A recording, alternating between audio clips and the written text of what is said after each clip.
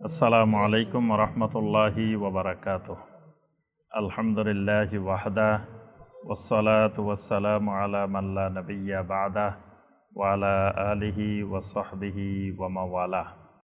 আল্লাহ রাব্বুল আলামিন এই মক্কা নগরীতে, তায়েফ নগরীতে, দুই শহরে কত বিশাল প্রভাবশালী ব্যক্তিরা আছেন। ওয়ালিদ ইবনে মুগীরার মতো লোক আছে এখানে।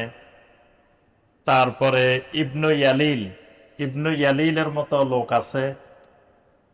এরকম বড় বড় প্রভাবশালী লোকেরা আছে। তো তাদেরকে আল্লাহ রাব্বুল আলামিন নবী রাসূল না বানিয়ে একজন এতিম বালক মুহাম্মদ রাসূলুল্লাহ সাল্লাল্লাহু আলাইহি ওয়াসাল্লামকে আল্লাহ পাক কেন নবী রাসূল বানাইলেন? তারপরে তাদের আরেকটি ধারণা, তারা আল্লাহর কন্যা সন্তান সাব্যস্ত করছে। নাউযুবিল্লাহ। মানে তারা ফেরেশতাদেরকে আল্লাহর মেয়ে হিসাবে সাব্যস্ত করছে। তো আল্লাহ রাব্বুল আলামিন সেটারও এখানে জবাব দিয়েছেন এই সূরার মধ্যে। এরপরে আল্লাহ সুবহানাহু ওয়া তাআলা পূর্বেকার নবীদের, বিশেষ করে ইব্রাহিম আলাইহিস সালাম, মূসা আলাইহিস সালাম, এরকম গুরুত্বপূর্ণ কয়েকজন নবী রাসূলের দাওয়াতের, তাওহীদের দাওয়াতের ইতিহাস আল্লাহ রাব্বুল আলামিন এই সূরা আয-যুখরুফের মধ্যে তুলে ধরেছেন। সূরাটি আল্লাহ সুবহানাহু ওয়া তাআলা শুরু করেছেন হুরুফে মুকাত্তাআত দিয়ে, অর্থাৎ বিচ্ছিন্ন কয়েকটি হরফ দিয়ে শুরু হয়েছে। হামিম, এই হুরুফে মুকাত্তাআত দিয়ে শুরু করার অর্থ হলো এর পরে যে কথাটি আল্লাহ সুবহানাহু ওয়া তাআলা বলবেন, এই কথাটি অত্যন্ত গুরুত্বপূর্ণ একটি কথা আল্লাহ পাক বলতে যাচ্ছেন। সেই গুরুত্বপূর্ণ কথাটি কি? ওয়াল কিতাবিল মুবিন, যে কসম ওই কিতাবের, যে কিতাবটা মুবিন। এটা কোরআনে কারিমের আরেকটি সিফাত হলো মুবিন। মুবিন মানে সুস্পষ্ট রূপে যেটা বয়ান করে দেয়, ব্যাখ্যা করে দেয়। কোরআনে কারিম সবকিছুকে সুস্পষ্ট রূপে মানুষের সামনে বয়ান করে দেয়। এই জন্য কোরআনের সিফাত হলো কিতাবে মুবিন। আল্লাহ সুবহানাহু ওয়া তাআলা প্রথমে এই কিতাবে মুবিনের কসম করেন। কসম করে আল্লাহ পাক বলেন, ইন্না জাআলনাহু কুরআনান আরাবিয়্যান, আমি তো এই কোরআনকে আরবি ভাষায় নাজিল করেছি। কোরআনকে তো আমি আরবি বানিয়ে দিয়েছি। কেন আরবি দিয়েছি? লাআল্লাকুম তাকিলুন, যেন তোমরা সবকিছু ভালোভাবে অনুধাবন করতে পারো, বুঝতে পারো। প্রথম কথা, কোরআনান আরাবিয়্যান, কোরআনকে আল্লাহ রাব্বুল আলামিন আরবি ভাষায় নাযিল করেছেন। তাহলে কোরআনের ভিতরে যদি অনারবি কোনো ভাষাও থাকে, তো সেটা কি হয়ে গেছে? আরবি হয়ে গেছে। কোরআনের ভিতরে কিন্তু অনারবি অনেক শব্দ আছে, অনেক শব্দ আছে যেগুলো আরবি না, অনারবি। অনেক নবীদের নাম, এগুলা আরবি না। এই নবীদের নামগুলো অন্য ভাষায়, আরবি ছাড়া অন্য ভাষায়, কিন্তু এগুলা কোরআনে আসার পরে আরবি হয়ে গেছে। এজন্য কারো কারো মতে যে কোরআনে কারিমের ভিতরে আরবি ছাড়া আর কোনো শব্দ নাই, যেহেতু আল্লাহ পাক বলছেন কোরআনান আরাবিয়্যান। কারো কারো মতে শব্দ আছে। যারা বলেন যে নাই, তাদের যুক্তি হলো যে এগুলো অনারবি ছিল, কিন্তু কোরআনে কারিমে ঢোকার কারণে এগুলো সব আরবি হয়ে গেছে। আচ্ছা, এখন তাদের প্রশ্ন যে কোরআন আরবিতে কেন? কোরআন একটা বিদেশি ভাষা নাজিল হবে। দেখবেন আমাদের দেশে আগে আপনার যখন রায় লেখা হইতো, তারপরে বিভিন্ন কিছু হইতো, তখন বাংলায় হইতো না, ইংলিশে লেখা হইতো, বিদেশি ভাষায়। কারণ এই দেশের লোক যে ভাষায় কথা বলে সেই ভাষায় যদি দেওয়া হয়, তো মানুষ সব ভালো করে বুঝে ফেলবে। মানুষ যাতে ভালো করে বুঝতে না পারে, এজন্য দেখবেন ডাক্তাররা এমন ভাবে প্রেসক্রিপশন লেখে যাতে কেউ বুঝতে না পারে। যদি এমন ভাবে লেখে যে সবাই বুঝে, তার ডাক্তার হইলো কেমন? এই জন্য কঠিন করে লেখা। তো এখন ওই জামানার মানুষেরও বক্তব্য ছিল যে যারা পণ্ডিত, ওই জামানার যারা কবি, যারা পণ্ডিত, যারা সাহিত্য, এরা সবসময় কঠিন কঠিন শব্দ ব্যবহার করত। কঠিন বলতো, কঠিন কঠিন শব্দ বললে মানুষ বুঝবে যে না উনি অনেক বড় জ্ঞানী, অনেক কিছু জান। এজন্য দেখবেন আমাদের দেশে অনেকে কথায় কথায় ইংরেজি বলে। ইংরেজি বলে কেন? ইংরেজি বললে মানুষ মনে করবে যে উনি ভালো জানে, শিক্ষিত, ইংরেজি জানে। আমার ওস্তাদ আব্দুল্লাহ জাহাঙ্গীর রাহমাহুল্লাহ ইংরেজি ভাষায় অনেক পণ্ডিত ছিলেন, ভালো ইংরেজি জানতেন, কিন্তু কখনো ইংরেজি বলতেন না। কিন্তু ইউনিভার্সিটির যখন সেমিনার হতো, অনেক ইন্টারন্যাশনাল সেমিনার, তখন ইংলিশে লেকচার দিতেন। কিন্তু এমনি ওয়াজ মাহফিলে গেলে, কোনো আলোচনা করলে, কোনো হালাকায় কখনো ইংরেজি বলতেন না। এবং এত সহজ সহজ শব্দ প্রয়োগ করতেন যাতে একটা লেখাপড়া না জানা লোকও কথাগুলা বুঝতে পারে। তো এখন আরবের মুশরিকেরা বলতেছে মুহাম্মদ সাল্লাল্লাহু আলাইহি ওয়াসাল্লাম যদি নবী হন, তো উনি আরবিতে কথা বলবেন কেন? তিনি আরবিতে কোরআন বলবেন কেন? ওনার কাছে কোরআনও আসবো বিদেশি ভাষায়, উনি কথাও বলবেন বিদেশি ভাষায়। তাহলে আমরা বুঝবো যে উনি আল্লাহর নবী, আল্লাহর রাসূল। তা আল্লাহ সুবহানাহু ওয়া তাআলা বলেন, যদি আরবি ছাড়া অন্য ভাষায় কোরআন নাজিল করতাম, তখন তোমরা বলতে যে এটা তো বিদেশি ভাষা, আমরা তো আর সবকিছু ভালো করে বুঝি না। এই জন্য আল্লাহ পাক বলছেন লাআল্লাকুম তাকিলুন, এই কোরআনকে আমি আরবি করে দিয়েছি এই কারণে, লাআল্লাকুম তাকিলুন, যাতে তোমরা ভালোভাবে অনুধাবন করতে পারো, যাতে খুব ভালো করে বুঝতে পারো, অনুধাবন করতে পারো, এই জন্যই এটাকে আরবি করা হয়েছে। ওয়া ইন্নাহু ফি উম্মিল কিতাব, তবে তোমাদেরকে আমি যে কোরআন দিয়েছি, এই কোরআন একটা উম্মুল কিতাবের মধ্যে সংরক্ষিত আছে। উম্মুল কিতাব, উম্মুল কিতাব মানে কিতাবের মা, কিতাবের মূল। উম্মুল কিতাব মানে লাউহে মাহফুজ। লাউহে মাহফুজের আরেক নাম উম্মুল কিতাব, আরেক নাম কিতাব মাকনুন। কোরআনে কারিমে কোন কোন জায়গায় আল্লাহ পাক বলছেন ফি কিতাবিম মাকনুন, আবার সূরা আল বুরুজের মধ্যে বলছেন ফি লাউহিম মাহফুজ। ওই লাউহে মাহফুজ মানে কোরআনে কারিমের মূল কপি, তোমাদেরকে যেটা দিছি এটা না, ফি উম্মিল কিতাব, সেটা উম্মুল কিতাবের মধ্যে আছে। লাদাইনা লাআলিয়্যুন হাকীম, তবে যেই উম্মুল কিতাবের মধ্যে কোরআন আছে, এটা আমার কাছে অতি উন্নত, মর্যাদা সম্পন্ন এবং প্রজ্ঞাময়। মানে এই কোরআনের মূল কপিকে আমি এমন জায়গায় রাখছি যেটা মর্যাদার সবচেয়ে সর্বোচ্চ আসনে রাখছি। সুবহানাল্লাহ। কোথায় সেটা? আল্লাহ রাব্বুল আলামিনের আরশে আজিমের ডান পাশে আল্লাহ রাব্বুল আলামিন লাউহে মাহফুজকে ঝুলন্ত অবস্থা রাখছে। সুবহানাল্লাহ। তাহলে এটার মর্যাদা আল্লাহর কাছে কোথায় পৌঁছে গেছে যে এটা লাউহে মাহফুজকে আল্লাহর আরশে আজিমের পাশে আল্লাহ পাক ডান পাশে ঝুলন্ত অবস্থা রাখছে।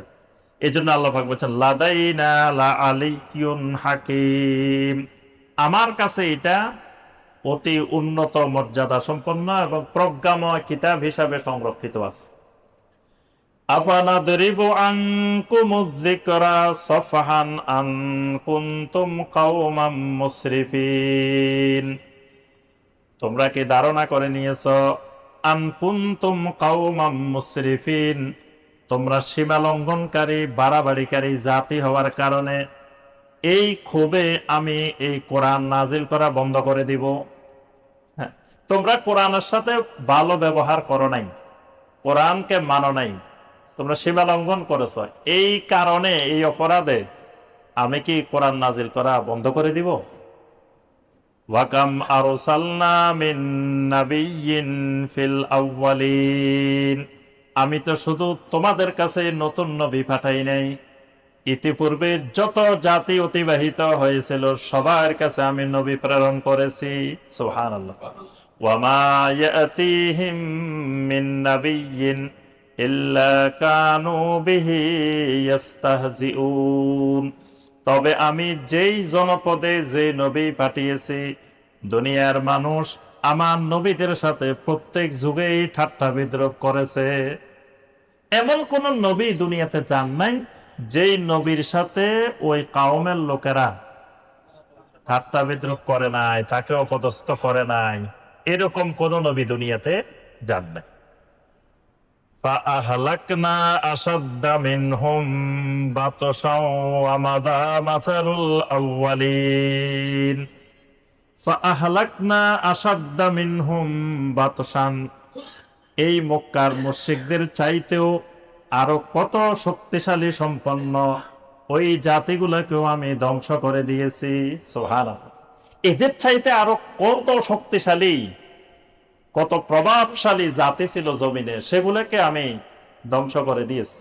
ওয়ামাদা মাসালুল আউয়ালিন, পূর্ববর্তীদের মধ্যে এরকম দৃষ্টান্ত অনেক অতিবাহিত হয়ে গেছে। এরপর আল্লাহ রাব্বুল আলামিন মক্কার মুশরিকদের আরেকটি বিষয় আল্লাহ পাক তুলে ধরেছেন, সেটি হলো তারা আল্লাহকে মানে আল্লাহ আছেন এটা বিশ্বাস করে, আল্লাহকে সৃষ্টিকর্তা বিশ্বাস করে। কিন্তু সমস্যাটা কোন জায়গায়? তারা আল্লাহর তাওহীদুল উলুহিয়্যাতকে মানে একমাত্র আল্লাহর ইবাদত করতে হবে এটা মানতে রাজি না।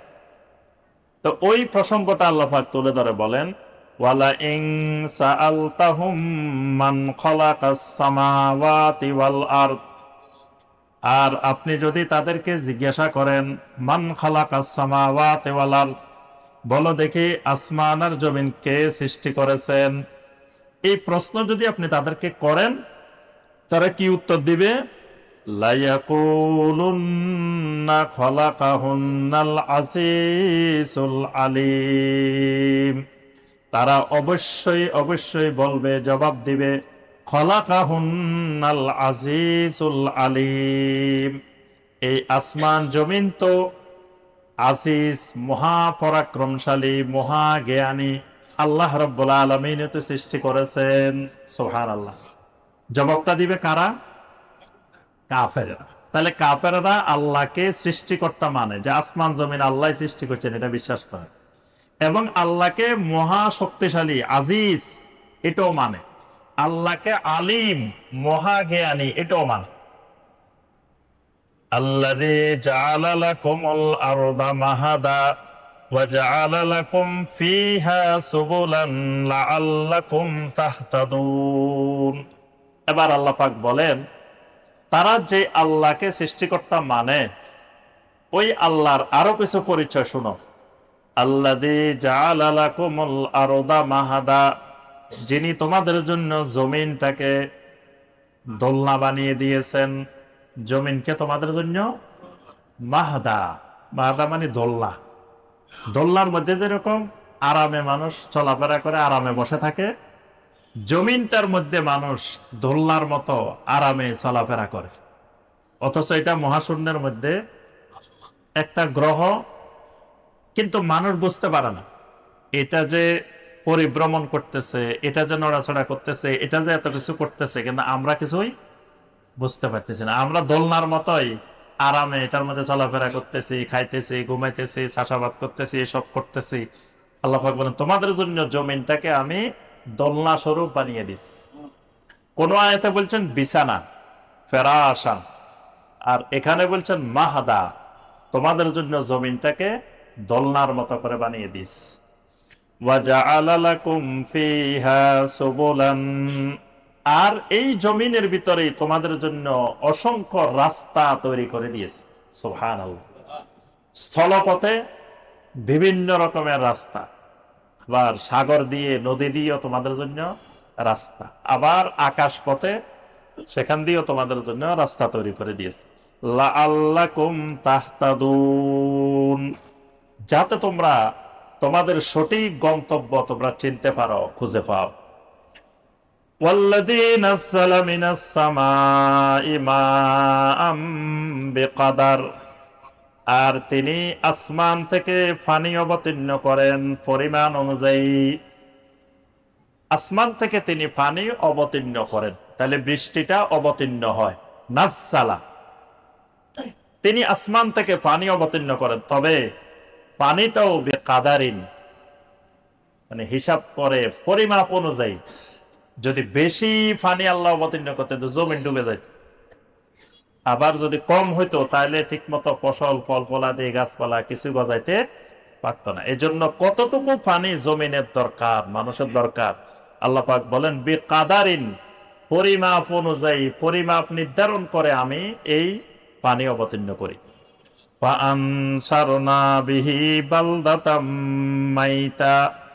এরপরে আমি ওই পানি দিয়ে মৃত জমিনটাকে আবার পুনরায় জীবিত করি। সুবহানাল্লাহ। যেই জমিন একবার মরে যায় সেই মরা জমিনটাকে আমি আবার জীবিত করি। কাযালিকা তুখরাজুন, ঠিক এমনি ভাবেই তোমাদেরকে আবার কবরের থেকে বের করে উঠানো হবে। সুবহানাল্লাহ।